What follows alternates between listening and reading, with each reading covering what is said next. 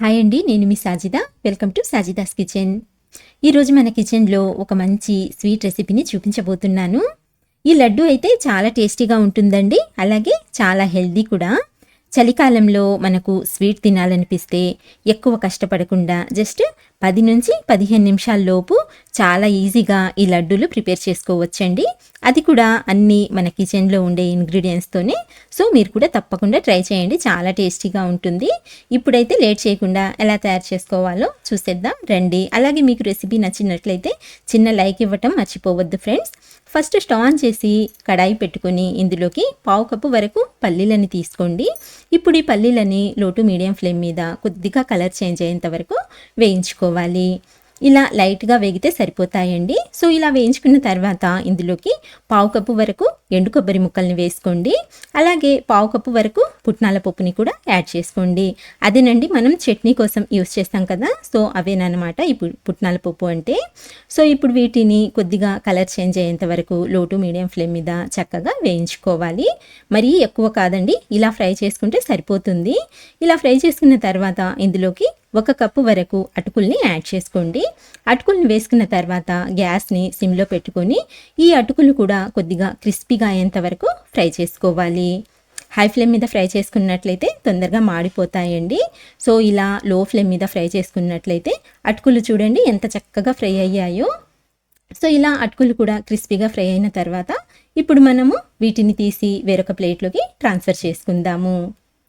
ఇలా ప్లేట్లోకి తీసుకున్న తర్వాత ఇవి చల్లారేలోపు మనము మిగతా ప్రాసెస్ని అయితే చూద్దాము. ఇప్పుడు స్టవ్ మీద ఒక గిన్నె పెట్టుకొని ఇందులోకి ఏ కప్పుతో అయితే మనం అటుకుల్ని తీసుకున్నామో సేమ్ అదే కప్పుతో 1 కప్పు వరకు తురిమిన బెల్లం వేసుకోండి. అలాగే 1 కప్పు వరకు నీళ్ళని పోసుకొని గ్యాస్ని మీడియం ఫ్లేమ్లో పెట్టుకొని ఈ బెల్లాన్ని ఒకసారి బాగా కలిపి బెల్లాన్ని కరిగించుకుందాము. బెల్లం కరిగేలోపు మనకు ఇక్కడ అటుకులు కూడా చల్లారిపోయాయి చూడండి. సో ఇలా ఇవి చల్లారిన తర్వాత వీటిని తీసి ఒక మిక్సర్ జార్లోకి ట్రాన్స్ఫర్ చేసుకుందాము. అటుకుల్ని మిక్సర్ జార్లోకి వేసుకున్న తర్వాత మంచి ఫ్లేవర్ కోసం ఇందులోకి ఒక 4 లేదా 5 యాలకుల్ని కూడా యాడ్ చేసుకుని ఇప్పుడు వీటిని మిక్సీ పట్టి తీసుకుందాము. ఇక్కడ మరీ మెత్తగా కాకుండా ఇలా కొంచెం బరకగా ఉండేలా గ్రైండ్ చేసుకోండి. అప్పుడే మనం చేసే లడ్డు టేస్ట్ అనేది చాలా బాగుంటుందండి. సో ఇప్పుడు ఈ పౌడర్ని రెడీగా పక్కన పెట్టుకొని మనం బెల్లం కరిగిందో లేదో చూద్దాము. చూడండి, బెల్లం కూడా చక్కగా కరిగిపోయింది. ఇక్కడ మనకు బెల్లం అనేది ఎలాంటి పాకం రావాల్సిన పని లేదండి, జస్ట్ ఇలా కరిగితే సరిపోతుంది. సో ఇప్పుడు దీన్ని తీసి పక్కన పెట్టుకొని వేరొక ప్యాన్ పెట్టుకుందాము.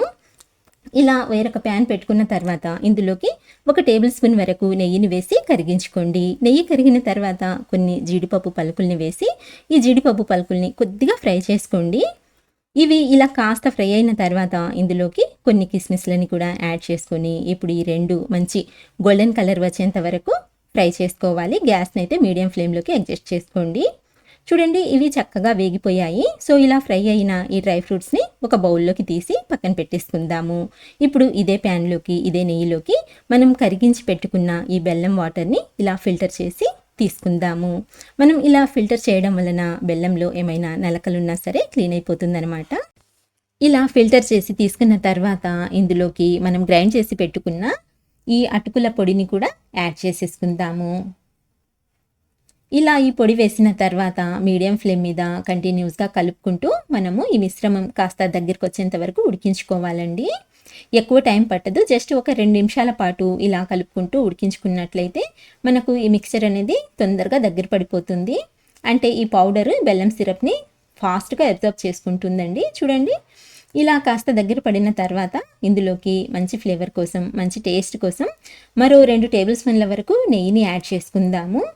మనం చేసే స్వీట్లోకి ఎప్పుడైనా సరే నెయ్యి ఎంత ఎక్కువ వేసుకుంటే టేస్ట్ అనేది అంత బాగుంటుందన్నమాట. ఇలా నెయ్యి వేసిన తర్వాత ఇంకొకసారి బాగా కలిపి ఇంకా దగ్గరికి వచ్చేంత వరకు ఉడికించుకోవాలండి. అంటే ఈ మిశ్రమం మనకు ఇలా ప్యాన్ నుంచి సపరేట్ అవ్వాలన్నమాట, అలాగే ఉండలాగా ఫామ్ అవ్వాలండి. సో ఇంతవరకు అయితే ఉడికించుకోవాలి. ఇలా మనకు ఈ మిశ్రమం ఈ కన్సిస్టెన్సీలోకి వచ్చిన తర్వాత ఇందులోకి ముందుగా వేయించి పెట్టుకున్న డ్రై ఫ్రూట్స్ని యాడ్ చేసుకొని ఇప్పుడు గ్యాస్ని సిమ్లో పెట్టుకొని మరో నిమిషం వరకు ఇలా కలుపుకుంటూ ఉడికించుకోండి. చూడండి, ఇవన్నీ బాగా కలిసిపోయిన తర్వాత ఎలా ఉండకడుతుందో. సో ఇలా ఉడికించుకున్న తర్వాత ఇప్పుడు స్టవ్ ఆఫ్ చేసేసి దీన్ని తీసి వేరొక ప్లేట్లోకి యాడ్ చేసుకుందాము.